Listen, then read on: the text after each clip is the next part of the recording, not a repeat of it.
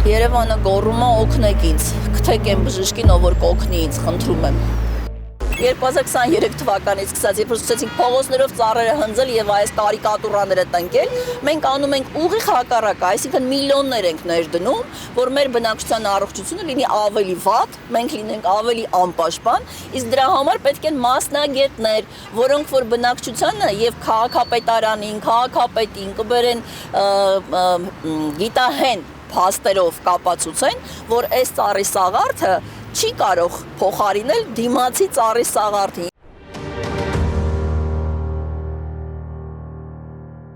Կանաչապատումը գեղեցկության մասին չի, բնավ, կանաչապատումը առողջության մասին է։ Ինչքան այս փոքրիկ վարդերը կան, այդ բոլորը մենք ենք տնկել 21 թվականին, սաղ փոխել էինք Վարդանոցից, տեղել էր Վարդանոց։ Ցավոք, շատ անելիքներ ունենք կանաչ Երևանի վերադառնալու եւ ավելի կանաչացնելու առումով։ Մասնագիտության հարցում երբեք չեմ մտածել ինչ մասնագետ եմ դառնալու, դա եղել է ինքնաբուխ երեխաներին սիրելու այդ ներքին մղումս եւ նույնիսկ հիշում եմ փոքր ժամանակ, երբ որ մեր բակում երեխաները հիվանդանում էին, գալիս էին մայրիկները եւ խնդրում էին մամայից, որ թող Կրիստինան գա կերակրի, որովհետեւ ոչ մի բան չի ուտում եւ այլն, եւ ես ինչ որ ձևով կարողանում եմ նրանց լեզուն հասկանալ եւ անեի այնպես, որ երեխաները եւ ուտեին եւ ավելի ուրախ լինեին եւ այլն։ Շատ էի սիրում տիկնիկ խաղալ եւ երևի այդտեղից այդ ամենը սկսվեց եւ երբ որ արդեն ինստիտուտում էի, դպրոցի արդեն ավելի մեծ տարիքում, երբ որ մասնագիտության արդեն պարապելու եւ այլնի, ոչ մի խնդիր չառաջացավ, թեպետ հայրս դեմ էր շատ, ասում էր մամային, որ բժշկական ինստիտուտ ոնց կարող է ընդունվի սովորական մարդը, գոնե թող կենսաբանական ընդունվի, հաստատ ինքը կընդունվի, որովհետեւ շատ լավ գիտի իր առարկաները, բայց դե հետո որոշեցին չխանգարել, որովհետեւ ես շատ համառ եմ բնավորությամբ եւ եթե ինչ-որ մի նպատակի մարջև դնում եմ, այդ նպատակին հասնում եմ։ Прекрасно всё знаешь, и если в комиссии будет Зульфия Суреновна, ты обязательно получишь свою пятерку։ Ընդունվեցի բժշկական, շատ մեծ սիրով սովորել եմ, շատ լավ եմ սովորել եւ այդպես դարձա մասնագիտությամբ մանկաբույժ։ Его величество случай։ Մոտ 10 տարի աշխատեցի նախագահի նստավայրում։ Այդտեղ ես ծանոթացա Երևանի նախկին գլխավոր դենդրոլոգի, գլխավոր ծաղկեբույծի հետ, ով խորհրդային միության ժամանակ են կանաչ Երևանի հեղինակներից եւ պատասխանատուներից, ամենաբարձր պատասխանատուներից մեկն էր Լիանա Նոլքինյանը, ով դարձավ ինձ ուսուցիչ եւ ով երկրորդ անգամ արդեն Սվետլանա Միխայելնայից հետո ինձ նվիրեց երկրորդ մասնագիտությունը։ Մասշտաբը շատ ավելի մեծ է, քան թե ուղղակի դասախոս,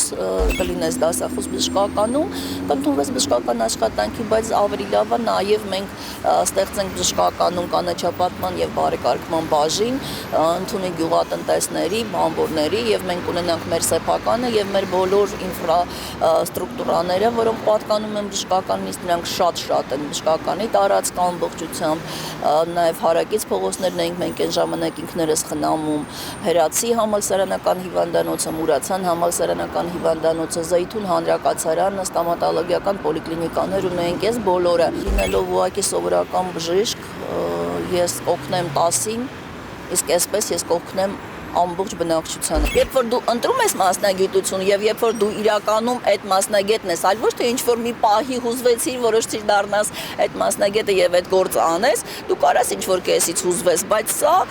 իմ համար, սա իմ կյանքի ընտրությունն է։ Ես ոնց կարամ իմ կյանքի ընտրությունից մեկ էլ փոշմանեմ, ասեմ, չէ, ես սխալ եմ արել։ Եվ ես որպես բժիշկ պատասխանատվություն եմ կրում, պատասխանատվություն եմ չէ վերցրել այսքան մարդկանց նաև պաշտպանելու համար։ Ես ինձ չեմ մենակ պաշտպանում, իմ ընտանիքը չեմ մենակ պաշտպանում։ Այս այն տարբերակն է, որ բոլորի համար եւ ես պետք է աշխատեմ անել այնպես, որ ամեն օր 50 հոգի հասկանա, որ կանաչապատումը գեղեցիկ ծաղկող ծառի մասին չի։ Վարդը տեսնում եք, մինչև հիմա ծաղկած է, այստեղ որ միամյա ծաղի կլներ, այսինքն խոզանոց կլիներ։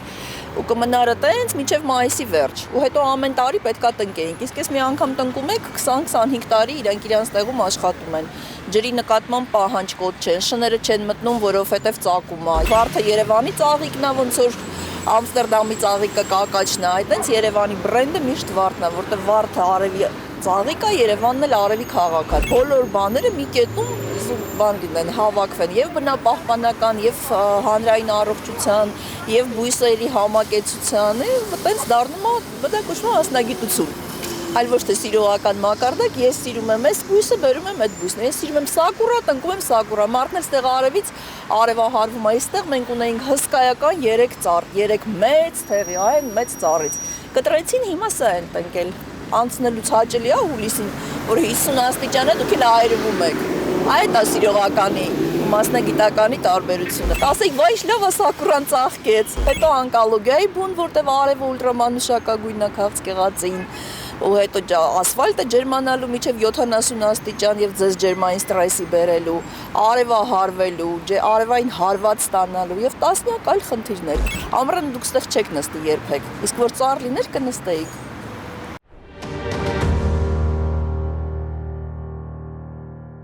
Այն վիճակը, որում այսօր Երևանը հայտնվել է, ապրել պետք է, թե ապրել պետք չի, այո պետք է, այո ես պետք է աշխատեմ, իմ գիտելիքները ներդնեմ, մարդկանց մատչելի ձևով բացատրեմ, ոնց պայքարել, ոնց աշխատել, եւ եթե ամեն մեկս որոշենք, որ խնդիրները շատ են եւ ավելի լավ է գնանք ավելի բարեկարգ երկրում ապրենք, բայց խնդիրները ով պետք է լուծեն։ Հենց այդ նպատակով էլ դարել եմ այդ մասնագետը, հենց այդ նպատակով եկել եմ քաղաքապետարան, երբ որ Հայկ Մարությանը հրավիրեց, որ մենք փոխենք մոտեցումները կանաչապատման մեջ։ Եվ մենք փոխել ենք մոտեցումները։ Մենք ստեղծեցինք առանձին կառույց, այդ կառույցը սկսեց մասնագիտական ծառայություն մատուցել։ Մենք սկսեցինք դրսից բերել փորձագետների, որոնք սկսեցին պատմել, որ չի կարելի ծառերը էտել այդ ձևով, որով որ դուք եք էտում։ Չի կարելի միամյա ծաղիկներով փոխարինել թփերը եւ մենք սկսեցինք զանգվածներով թփեր տնկել միամյա ծաղիկների փոխարեն։ Եթե միջև մեզ 3000 թուփ էր տնկվում Երևանում, մենք մոտ 1 միլիոն թուփ ենք տնկել Երևանում։ Բաների մայթ եզրին ենք արել ուրեմն այդ մեծ լայն շերտերը կանաչ ցանկապատերի, որովհետեւ կանաչ ցանկապատը իջացնում է աղմուկը, կլանում է արտանետումները ամենացածր մակարդակում են, իրանք իջնում են ներքև, դրա համար երեխաների համար այդ ամենավտանգավորն է։ Փողոցը անցնում եք սայլակով, երեխային սայլակից բարձրացրեք, որովհետեւ երեխան մնում է ամենածանր արտանետումների մակարդակում։ Դրա ինչքան հնարավոր է սանիտարական ֆունկցիան ակտիվացնենք կանաչապատման, այսինքն մարդկանց բուժող ֆունկցիան ավելացնենք, այլ ոչ թե խոսենք գեղազարդության մասին, չտնկենք սակուրա եւ սակուրայի փոխարեն հանենք հսկայական ծառը։ Մեզ պետք է որ փոշին նստեցնող մակերես լինի։ Իսկ ծաղկելու համար մենք դիմացը ունենք վարդեր, որոնք որ անընդհատ ծաղկում են։ Իսկ սա ծաղկելու է 10 օր եւ դրանից հետո մարդիկ կիզիչ արևի տակ, այսենց ծանրագույն տրանսպորտով հագեցած հատվածում շնչելու են արտանետումներ, արևի կիզիչ ճառագայթներից ստանալու են քաղցկեղածին ծանրաբեռնվածություն, ունենալու են ջերմային ստրես, որովհետեւ այս բոլոր մակերեսները տաքանում են եւ Երևան քաղաքում ջերմային կղզիների հարցը ուղիղ սպառնալիք է բնակչության առողջությանը։ Այս մասնագիտությունը խիստ կարևոր է, այս մասնագիտությունը կոմունալ հիգիենա է, այս մասնագիտությունը անտառագիտություն չի, այս մասնագիտությունը գյուղատնտեսություն չի, այս մասնագիտությունը քաղաքային կանաչապատում է, որը լրիվ ուրիշ սկզբունքներով է աշխատում։ Այո, քաղաքում պետք են անտառներ եւ այդ ժամանակ պետք է ներգրավել աշխատանքի մեջ անտառագետների։ Այո, քաղաքում ծառերը հիվանդանում են եւ այդ պարագայում պետք է ծառերի պաշտպաններին ընդգրկել աշխատանքի մեջ, այսինքն եթե մենք բժշկության մեջ աշխատում ենք հիմնականում ոլորտում բոլորս բժիշկ ենք, բացառությամբ տեխնիկան սպասարկող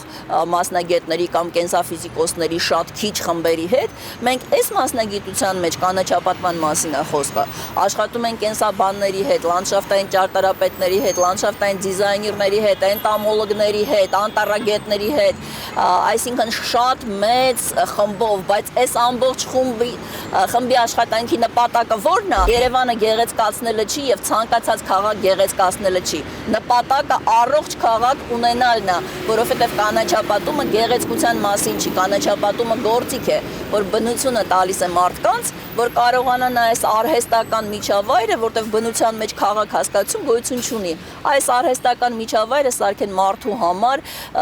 կյանքի որակը ապահովող, առողջությունը պահպանող եւ կյանքի տևողությունը երկարացնող։ Քայլելով Երևանով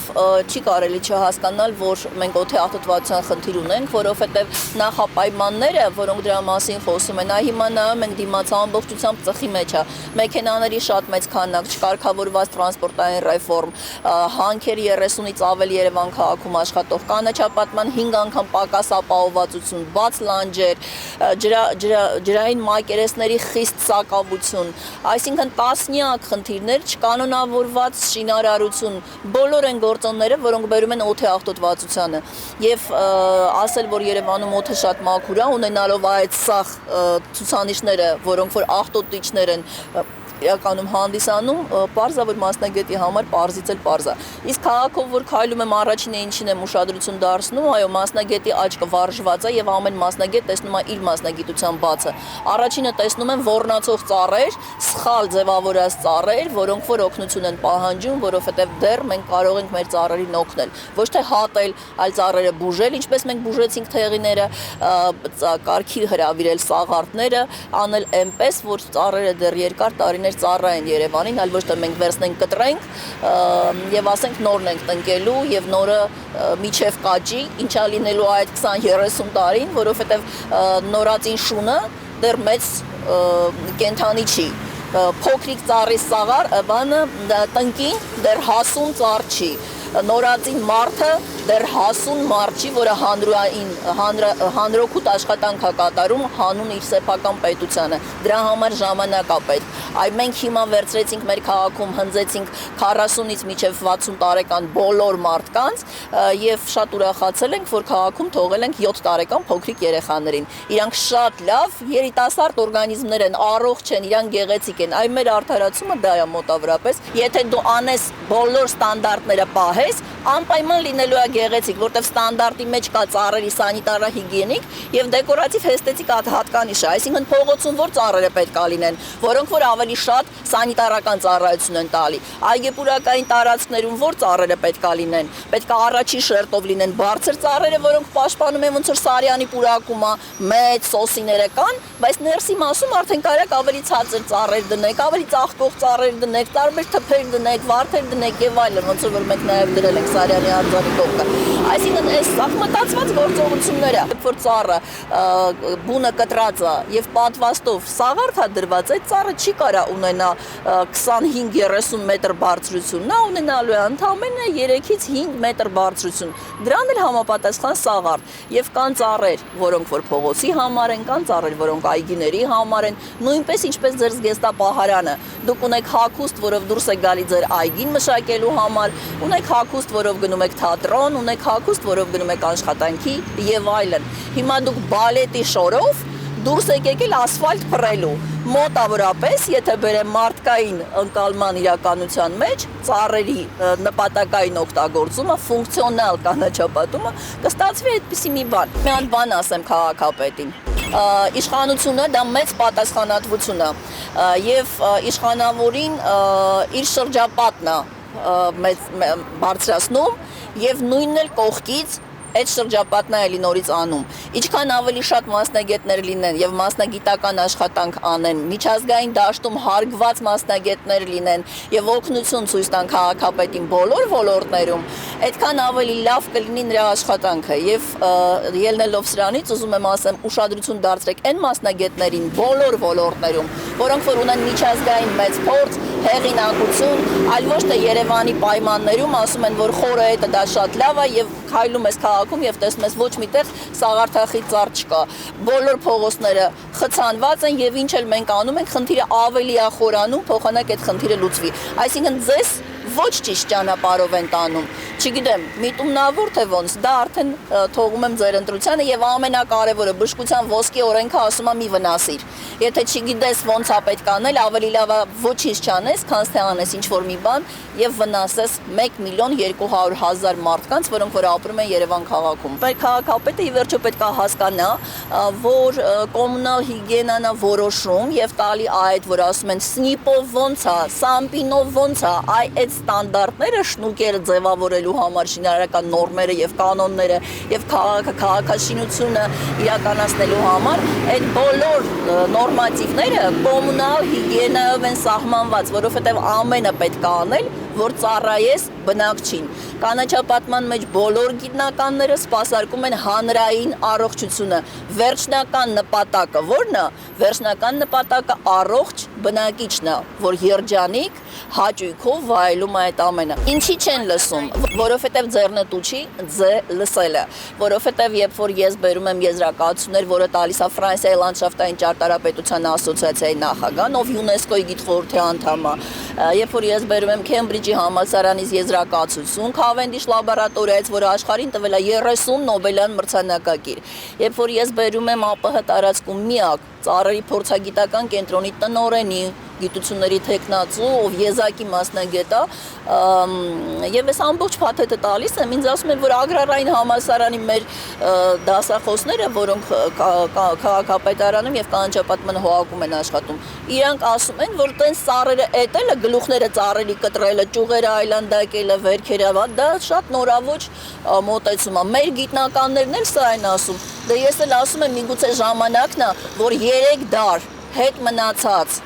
մոտեցումները փոփոխվեն, եթե ամբողջ աշխարհը ձեզ ասում է, որ դա սխալ մոտեցումներ է, դրանք ժամանակավրեպ են եւ այսօր կլիմայի փոփոխության պարագայում Երևանի նման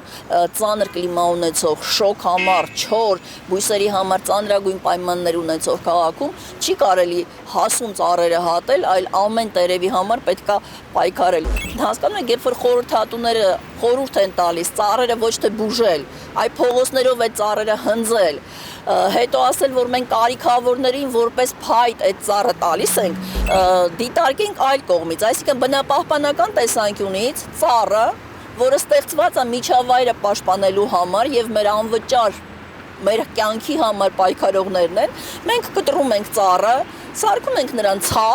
ցախը տալիս են կարիքավորին 21-րդ դարում եւ ասում ենք, որ մենք սոցիալական ծրագիր ենք ստեղծել, որ դա էլ ավելացնի ծուխը, որ վերջում էլ ասենք, որ տերևները այրում են, դրա համար Երևանում օդը վատանում է։ Ծառը ցախ չի։ Ծառի համար պետք է պայքարել, ինչպես կենդանու կյանքի համար է պետք պայքարել, ինչպես մարդու կյանքի համար է պետք պայքարել եւ մասնագետը, գիտնականը պետք է հասկանա, որ ցանկացած կյանք հարգել է պետք, չի կարելի այս ծառի փոխարեն հնձել այն հսկայական ծառերը, որոնք այստեղ մինչև 2022 թվականը աճում են։ Իմ խորհուրդը որպես բժշկի, իսկ բժշկին լսում է եւ նախագահը, եւ վարչապետը, եւ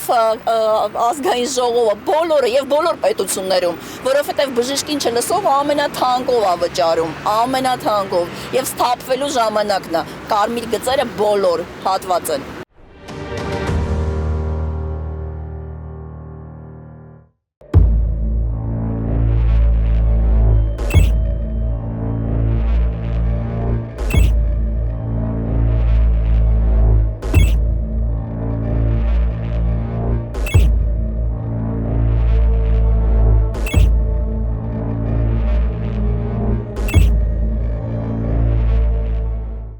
Ասում ենք օդը կեղտոտ է։ Ինչի աղտոտվեց Երևանի օդը, որովհետև մենք փոքր կենտրոնը թողեցինք օրինակ առանց ծառերի։ Հիմա դա Երևանին լավ է, թե Երևանին վատ է։ Քանի տարի պետք է սպասենք, որ այս ծառը ծառ դառնա, միջև դառնա այն բարձրության ծառը։ Երբեք չի էլ դառնալու։ Առհասարակ փոշին եւ նաեւ օդի աղտոտվածությունը առողջապահության համաշխարհային կազմակերպությունը համարում է invisible killer, այսինքն անտեսանելի killer։ Մենք իրան չենք տեսնում, բայց նա մեր կյանքի նկատմամբ մարդասպանի գործողություն է իրականացնում։ Եվ սա գիտահեն փաստեր են, որ օրինակ ինսուլտների, ինֆարկտների մահվան 25% դեպքերի պայմանավորված է օդի աղտոտվածությամբ։ Թոքի քաղցկեղի 30%, շնչառական համակարգի հիվանդություններից մահվան դեպքերի 43%, սրանք թվային տվյալներ են, որը տալիս է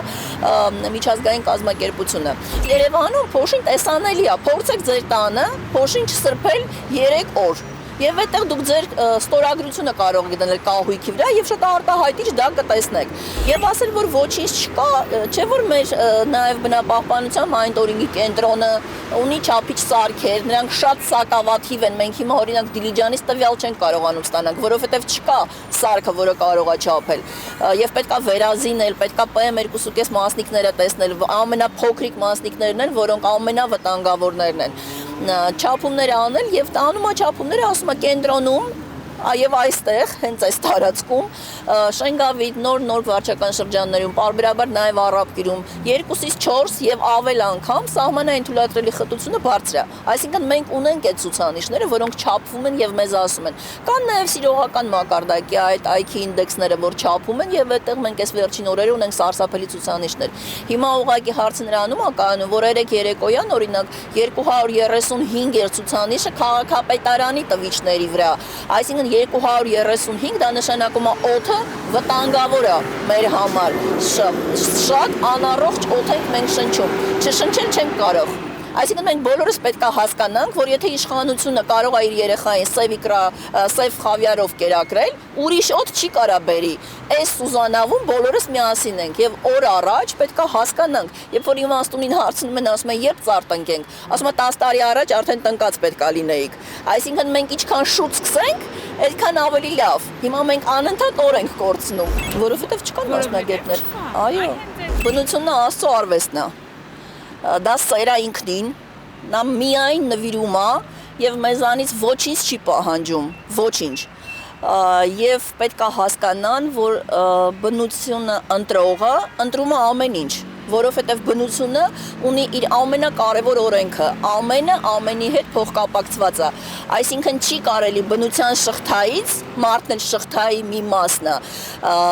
շղթայից հանել ինչ-որ մի մասնիկ, դու այդ մի հատ մեծ շղթայի մեջ ես եւ դու դառնալով բնապահպան, լինելով հանրային առողջության կոնկրետ ես մասնագետ, կոմունալ հիգիենայի կանաչապատման, քաղաքների բնակավայրերի կանաչապատման նեղ մասնագետ, ես տիրապետում եմ այն լեզվին, որին չի տիրապետում ոչ ոք։ Ես լինելով մանկաբույժ հասկանում էի նորացնի լեզուն, որը չի խոսում, ես հասկանում եմ կենթանու լեզուն եւ ես հասկանում եմ, որ ծառերը կենթանի էակներ են, նրանք ունեն կոմունիկացիա, նրանք իրար հետ շփվում են, այլ հարց է, որ իրանք ուրիշ ձևով են արձագանքում, բայց նրանք էլ ունենում են վերքեր, նրանք նորից վերքերը վարակվում են, նրանք մարդու նման սեպսիս են ունենում եւ կախված նրանից թե գրագետ բժիշկ է իրանց հետ աշխատում, թե անգրագետ ինչ որ այլ մասնագիտություն հայտնված այդ ոլորտում մեկը ունենում է ծանրագույն խնդիրներ, ինչպես մարդը, ինչպես կենթանաբույժը, ով չի տիրապետում իր ոլորտին եւ օգնելու փոխարեն վնասում է։ Հիգիենիկ ստանդարտներով նորմավորված է, դա կոչվում է բնակելի ֆոնդի խտություն, այսինքն դուք պետք է նախ հասկանաք, ինչքան բնակչություն կարա ապրի այդ տարածքում։ Օրինակ բերեմ, եթե դուք ունեք 3 սենյականոց բնակարան եւ ապրում եք այդ բնակարանում 4 հոգով կամ 5 հոգով, ունեք ազգականներ, որոնք ինչ պատճառով եկել են ձեր երկիր։ Դուք քանի հոգու կարող եք թողել ձեր 3 սենյականոց բնակարանը։ 3, 10, 30, 300, 3000, 30000 եւ այլն։ Հասկանում եք, Երևանը ունի իր տարողությունը, իր մեքենաների համար ճանապարհների անցանելիությունը,